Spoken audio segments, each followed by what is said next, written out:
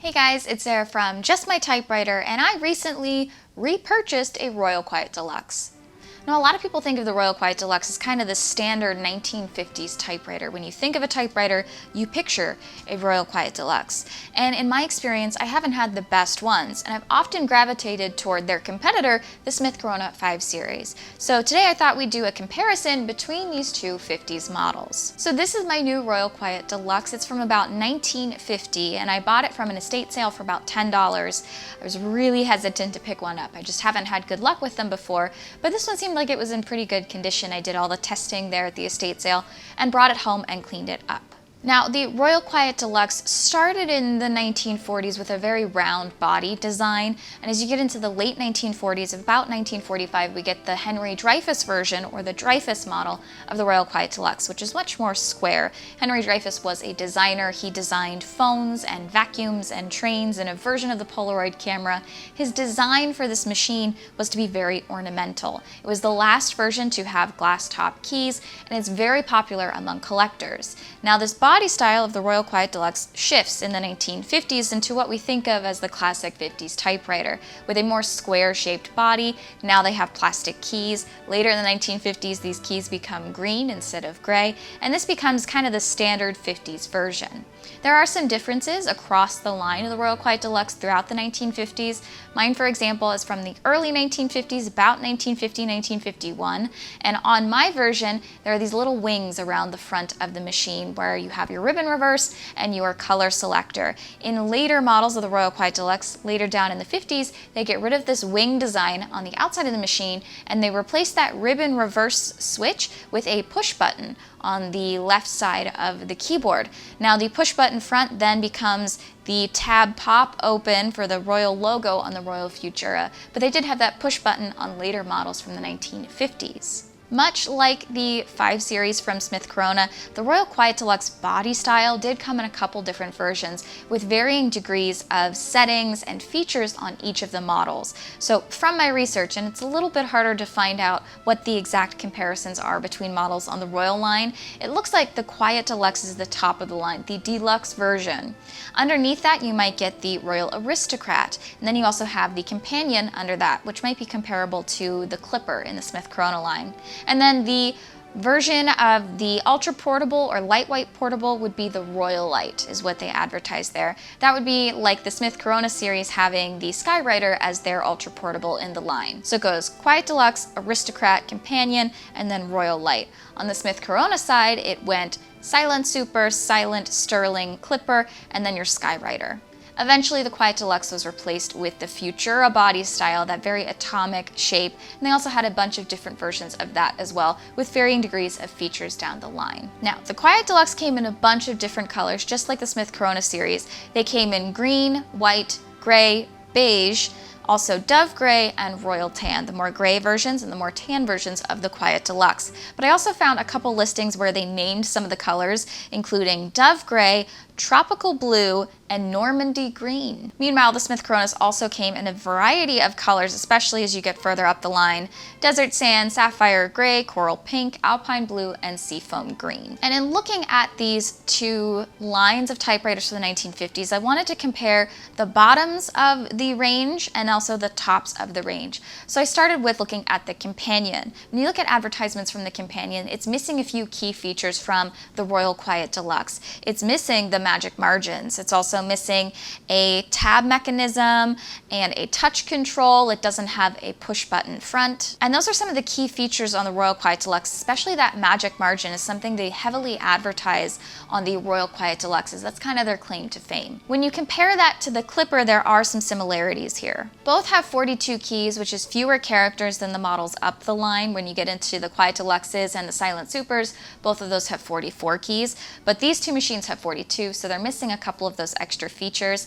However, the Clipper does seem to have a few more features, including a touch selector. It also has triple spacing. The Companion model only has up to double spacing. Now, I've never used triple spacing in my life, but it is kind of nice to see that as an extra feature here on the Clipper model from the Smith Corona line, as opposed to the Companion in the Royal line from the same time period. There's also a Royal Arrow model, and I wasn't really sure where this fell in the line of models. I do know it has fewer features than the Royal Quiet Deluxe, but I'm not really sure where it falls between the Aristocrat and the Companion. I also wanted to compare the Royal Quiet Deluxe, the top of the line, to the Silent Super, which is the top of the line in the 5 series. So both of these machines have 44 keys, which is 88 characters on your keyboard. That's about the same as a standard office desk machine. Both of these machines also have up to triple spacing, so that thing that's missing on the Companion model is up there in the Quiet Deluxe model. Now the Quiet Deluxe has magic margins, and then the Smith Corona Silent Super has easy to see visible margins across the back of the machine. One thing that's really different on the Silent Super models as compared to the Royal Quiet Deluxes is that you can set your tabs on your keyboard. Now this is something you only get in the Silent Super version and later models as well, so like the 60s version of the Sterling has this, but you can set your tabs on your actual keyboard on the right side of the keyboard, and that's something you can't do on the Royal Quiet Deluxes. Of course, there's no push button front on the Smith Corona machines, but you only get that in the later models of the Quiet Deluxes, so mine doesn't have that. You also have a variety of colors with these top models. The Companion only came in gray, but the Royal Quiet Deluxe came in all those other colors, and it has a variety of finishes depending on when you get your Quiet Deluxe and what color it comes in.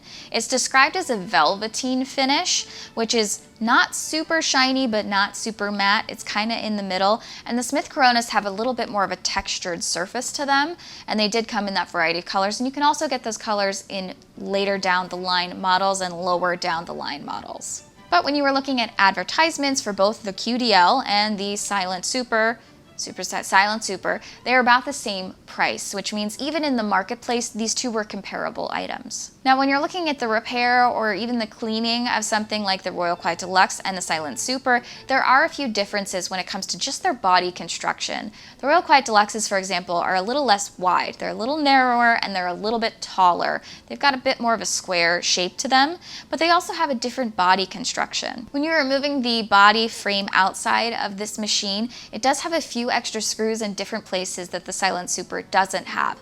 For example, you have to screw into the back of the top of the machine the outside pieces, and it has to fit around this top cover because the top cover comes down and rests inside that body piece. And this can make it a little bit difficult to get the outside of this machine back on just because your top panel piece has to fit in between two sides of your body frame.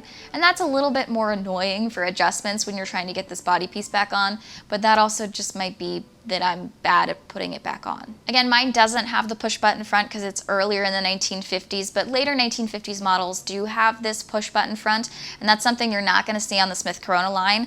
I really do like that in the later Royal Quiet Deluxes, but I especially love it in the Futura model when you can push that front logo and it pops open the top of the typewriter. It's one of my favorite things in typewriters, and I really like that in the Royal line. I wish Smith Corona did something like that. It's just fascinating to me. It is spring loaded, and I do like that as a feature. But the big difference here, at least from the advertising perspective and from a user perspective, is the margin construction. So on the Royal Quiet Deluxes, they have the magic margins, and this is something they introduced in their Royal line and put on a bunch of their machines. The magic margins are set so all you have to do is hit the margin button when you have it set to where you want, and it'll automatically spring load that margin to that location. I find this really difficult to use because it's not a visible mechanism. When I'm going to use my machine, I don't know where the last place is I set my margins. So often I'll have to go and move the carriage back and forth just to see where I set those edges. There is no visual indicator besides the line stopping. On the Smith Corona line, they have these very visible margins across the top that you can set at the beginning, leave them there, and you're going to see where they hit. And I find that to be a very useful feature on the Smith Corona line specifically because I know where the end of the line is and I can adjust it, and I'm visually reminded where I set my margins. Now, if you like the convenience of spring-loaded margins, that's a really nice feature on the Royal Quiet Deluxes, but I find it way more difficult to use and also difficult to repair around because they're very large springs. One of the issues I've had with Quiet Deluxes and any of the Royal body designs from this 50s style is that they are so hard to maintenance. Everything is so crammed into these machines, and often the different pieces are layered on top of each other. It can be really difficult to figure out how to get things apart. I've not had as much trouble taking apart Smith Coronas. Now, they are just as likely to break if you use them incorrectly as Royal Quiet Deluxes are, but they're a little bit easier to service, at least in my opinion, and in my experience. I'm a novice here, but that's how I feel about taking them apart. I've had a lot more trouble with Royal Quiet Deluxes, and I've had a lot more achievable fixes with something like the Smith Corona 5 series. For example, taking out the platen is such a hassle in these machines on the Royal side. So you have to remove a couple different screws. There are more set screws on the inside of the platen, and when you get up the line in the Smith Corona 5 series, they have easy removable platens, and that is so much simpler to use, far less screws, and I really like that feature on the higher end models of the Smith Corona line. So the features kind of balance out here between the two of them, and it really depends on what you find more pleasing to type on and more aesthetically pleasing. In my experience, I find that the Royal body style from the 1950s is a little bit shakier. There's a little bit more slop in the keys and in the carriage, so it feels like a little bit less like a well-oiled machine. Like there is just a little bit more shaking in general on the machine, where the Smith Coronas I have, and this can totally vary based on machine, seem to be a little bit more precise in their build, and they seem to have less slop in the keys specifically. But again, that can very much vary depending on the individual model or machine or the adjustments done on that machine. A lot of collectors say that the Royal Quiet Deluxe is their daily driver, and in my experience, the Smith Corona 5 series is my daily driver. So it really depends on what you're looking for, but it is interesting to compare both the Quiet Deluxes to their competitor, the Smith Corona 5 series. One other thing I should mention is the cases on the QDLs versus the Smith Corona line of 5 series machines. The cases can really vary depending on when you purchase them from that time period. The QDLs in their body style almost always come in this tweed case. It does have a red lining on the inside most of the time. I actually found one that had a teal lining, and that was pretty cool. But these cases are pretty sturdy. They are super hard to clean on the outside as compared to the Smith Corona line. Now the Smith Corona line, in my experience, has come in a bunch of different case types. They do have the holiday case on the Smith Corona 5 series, and I really prefer that case style. They have an inner mechanism in there that locks into your typewriter, which you can remove for traveling. They have a leather outside. They're just really well built. I love that case style, but they also have different cases depending on when it was manufactured. My 1949 Sterling, for example, has the traditional black case, which is made out of wood. Those are a little bit harder to get smell out of than other ones just because they are made out of wood. If you go later into the 60s and into the 60s style of the Smith Coronas, those came in more plastic cases. Again, easier to clean.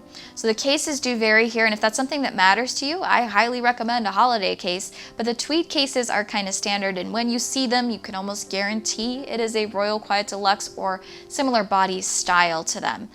Hard to clean, easy to spot. Would I buy a Smith Corona again? Yes, but that's not a question. Would I buy a Royal Quiet Deluxe again?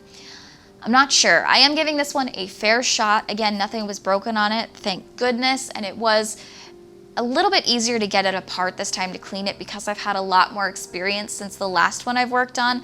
But buying this was a risk for me, and I had like an ethical dilemma in the estate sale as to whether or not I was going to purchase this machine, just because I have personally put a ban on myself buying this body style. But when something's $10, it's kind of hard to pass it up, even if I know I don't like them. So I will let you know how my experience goes with this Royal Quiet Deluxe. I'm going to give it a fair shot and use it a little bit more. But when it comes to 50s typewriters, I'm a Smith Corona girl. Let me know your thoughts about these models in the comments down below. And if you're interested in more typewriter content, I do some other videos on this YouTube channel, as well as on Instagram at just.my.typewriter. I want to thank you all so much for watching and remind you, you're just my typewriter.